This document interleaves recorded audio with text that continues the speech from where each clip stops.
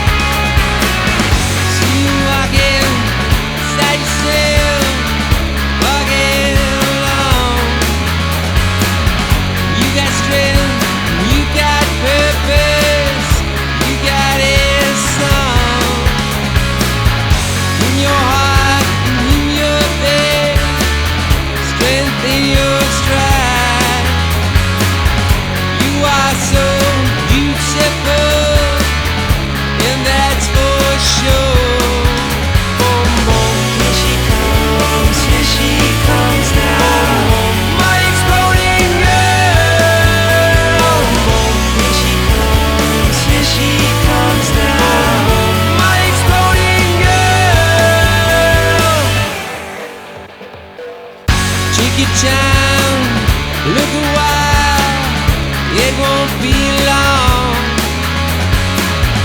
You got something in your heart, nothing can deny you.